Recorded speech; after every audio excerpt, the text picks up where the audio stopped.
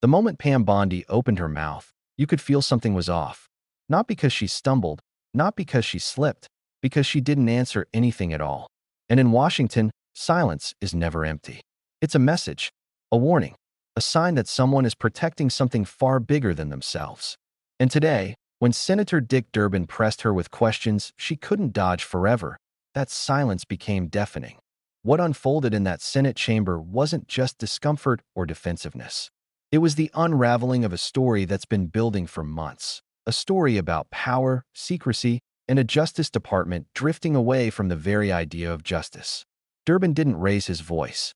He didn't grandstand. Instead, he laid out a quiet case so disturbing that you could feel the room tighten around every word. Because what he described wasn't a disagreement over policy. Against New York Attorney General Letitia James and former FBI Director James Comey.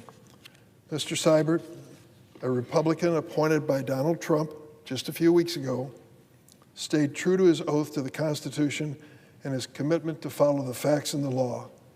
And for that, he was forced to resign his office.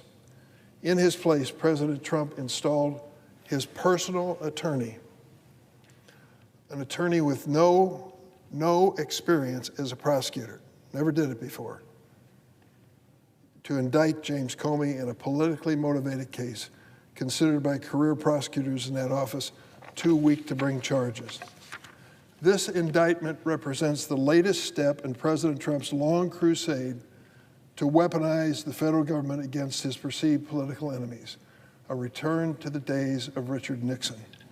We remember when the president was initially impeached in the first of his historic 2 impeachments, after he attempted to pressure a foreign ally to dig up dirt against Joe Biden and his family. And we remember when President Trump turned a mob of insurrectionists loose on our Capitol, where they violently attempted to prevent the peaceful transfer of power leading to his second impeachment. I will never forget that day as long as I live, January 6th. It has been my honor to serve in this chamber 29 years. I've seen a lot. I'm honored to represent a great state like Illinois, but I will never forget that moment when we were sitting here counting the Electoral College votes as to what the American people had decided on the next president. Vice President Pence was presiding. We were seated in our chairs. I noticed something unusual. Those 2 doors opened, and 4 or 5 people walked in up to the vice president and literally yanked him out of his chair and took him out the door. We knew there was a political demonstration outside, but all of a sudden it turned bad and scary and dangerous. The Capitol Police came in and announced to us seated in this chamber, stay in your desks. We're going to make this a safe chamber in the Capitol. Don't worry about those people demonstrating outside. They're not going to get close to the chamber. Just stay where you are. We looked at one another and thought, what's next? Well, what was next was 10 minutes later, the same policeman came in and said, leave immediately. Don't take anything with you, just get out of the chamber. It's too dangerous for you to stay here. And we all, Democrats and Republicans, filed out those doors. You know what happened next. The insurrectionists took over this building. It was one of the most embarrassing moments in the history of the United States Capitol building. Imagine, if you will, for a moment, if you heard the news that the House of Commons in Parliament had its door broken down and people raided the chamber. You'd say to yourself, what is going on in England, for goodness sakes? The House of Commons taken over by people in the street? That is exactly what happened here. And it happened on January 6th. And so this president, embarrassed by that moment, maybe, who knows if he's ever embarrassed, decided he would go after the people who prosecuted the insurrectionists, the people who were prosecuted for crimes like beating up policemen. You all came here today and we welcome you to this chamber. The reason you're safe in this building today is a lot of women and men in uniform who are guarding you and me and all of our staff so that we can do the people's business. Those people were under attack by the January 6th insurrectionists. These were not curious tourists who came in here. They ended up beating on these police, and 140 of them were seriously injured. If you believe it, in this second administration, the president has gone further than Richard Nixon and what he's done before. His political appointees have fired FBI agents and federal prosecutors who were called on to prosecute the insurrectionists. He has installed loyalists whose chief qualification is their loyalty to him, not their loyalty to the law or the Constitution. We recently learned a top federal prosecutor in Sacramento was fired after she advised the Border Patrol to comply with a court order. Yes, the Trump administration fired a career prosecutor for following a court order. Never in the history of our country has a president so brazenly demanded the baseless prosecution of his rivals, and he doesn't even try to conceal it or hide it. He glories in this constitutional outrage. In a social media post, President Trump issued a command to Attorney General Bondi, and I quote, "They impeached me twice and indicted me 5 times over nothing. Justice must be served now. We can't delay any longer." He's referring to the prosecution of James Comey. Imagine that, a sitting president commanding his attorney general to prosecute state and federal officials who simply tried to uphold the rule of law. That's exactly what this president is doing. What Richard Nixon was stopped from doing, he is doing. Since Watergate, Republican and Democratic presidents alike respect the independence of the Justice Department, recognizing that shielding it from the pull of politics was essential to safeguarding the rule of law. Under President Trump, those constitutional guardrails have been removed, destroyed. I want to be clear. What you're seeing from the Trump White House is not normal. This just isn't some inside the Beltway drama. If the president can turn the Department of Justice and the FBI into his own personal police force to target his political enemies, he can just as easily turn it against ordinary Americans. And the dam is already starting to break. The president sent active duty forces into Los Angeles earlier this year to put down protest of his administration's cruel immigration raids. He threatened to make war on the city of Chicago, which I'm honored to represent, by sending forces into that city as well as Memphis, Tennessee, and has now ordered the military to Portland with authorization to use, quote, full force in Portland, Oregon. The governor of Oregon, the mayor of Portland said what the president said about being at war and unlivable is just plain wrong, and yet he does it. It's a slippery slope into authoritarianism. Once DOJ and our military have been politicized, there are few guardrails left. So while today it's Letitia James and James Comey who are the targets, tomorrow it could be our fellow citizens who dare to even criticize the policies of the Trump regime. That is the risk we face and the danger that lies ahead in its perilous moment. That's why I've opened an investigation calling for answers from Attorney General Bondi, including making available several Trump-installed loyalists for questioning. The American people deserve to know if the chief law enforcement agency of the United States is following the Constitution or pursuing political revenge. Let me end this. During the Watergate scandal, President Nixon attempted to bend the Department of Justice to his will, to go after his enemies, conceal his administration's involvement in this unlawful conduct.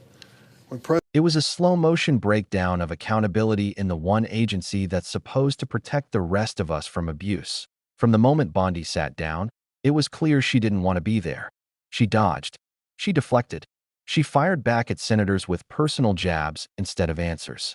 And every time she refused to respond, you could practically see the story she hoped no one would connect.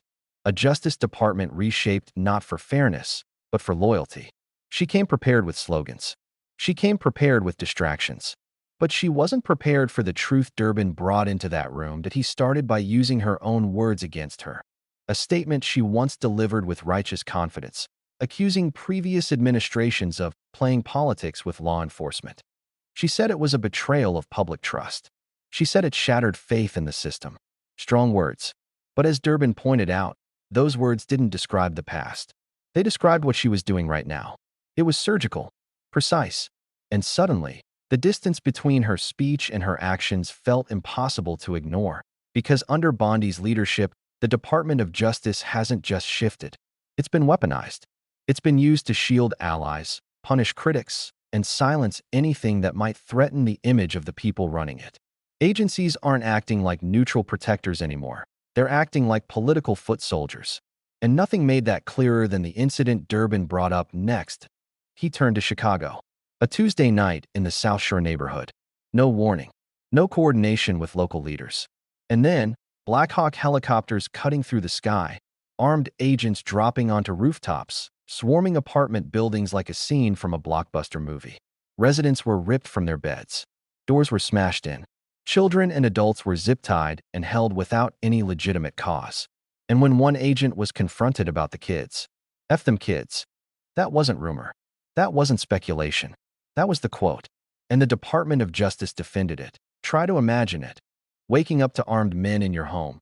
Not because you broke a law, not because you were wanted for anything, but because a federal agency decided your building was in the way. That's not protecting communities. That's fear as a tactic. Durbin knew this wasn't an isolated event. He knew it pointed to something bigger. A department acting without transparency, without restraint, and without any sense of responsibility. When he asked Bondi, who authorized the operation, who coordinated deployments with the National Guard, who made the decision to treat a civilian neighborhood like a battlefield, he expected at least one straight answer. But he didn't get one. She refused to say whether she'd spoken to the White House. She refused to say who justified the deployment. She refused to even acknowledge the basic chain of command. Her silence didn't protect the operation. It protected the people behind it. And that's when the real shift in the room happened. Because Bondi wasn't just avoiding details, she was avoiding accountability. Every question turned into a personal accusation against the senators asking them. Instead of explaining the law, she accused Durbin of not loving his city. Instead of addressing overreach, she blamed the shutdown.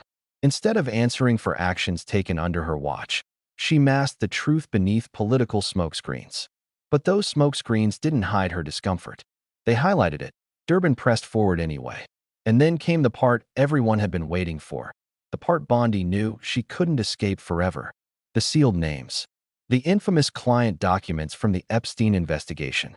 The list she herself claimed earlier this year was sitting on her desk. For months, people across the country have been asking the same thing. Where is it? Why hasn't it been released?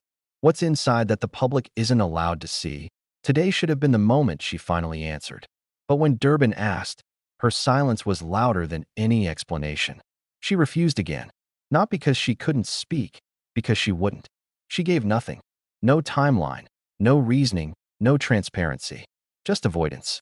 And that's when Durbin revealed something that shifted the entire conversation. A whistleblower had come forward months earlier claiming FBI agents were instructed to flag certain names in the Epstein files. Names that could cause political fallout. Names connected to powerful people. If that's true, and Durbin only described it as a credible allegation, then the issue is no longer incompetence. It's manipulation. The idea that evidence could be censored, filtered, or delayed to protect the powerful isn't just troubling. It's a direct threat to the integrity of the justice system itself. And Bondi didn't deny it. She didn't even push back. She simply refused to speak. And in hearings like this, refusing to answer sometimes speaks the loudest of all. Durbin didn't have to raise his voice to make the point clear. The Department of Justice belongs to the American people, not to whichever political figures happen to be in office. It doesn't take orders from loyalty.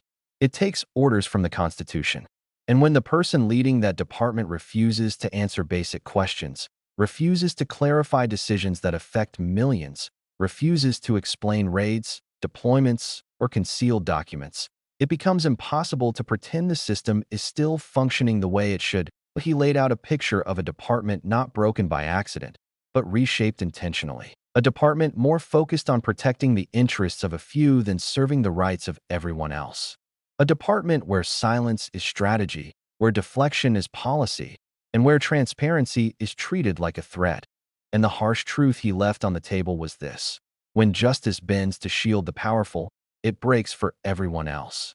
Bondi's unwillingness to defend her record wasn't a legal choice. It wasn't even a political strategy. It was a confession, not through words, but through the absence of them. Because on every issue that mattered, raids, deployments, internal corruption, sealed documents, her answer was the same: nothing. And that nothing was everything.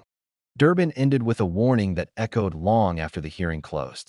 One day, he said, She'll have to answer for her decisions.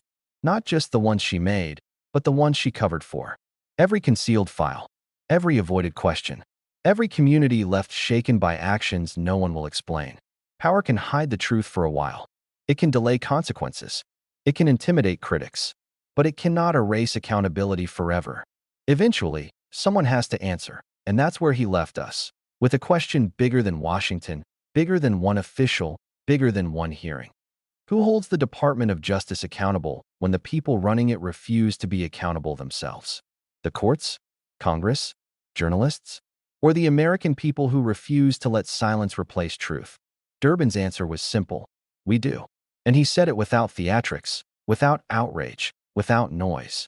Just conviction. Because justice isn't a weapon. It's a promise. And promises mean nothing if the people responsible for keeping them stay quiet when it matters most.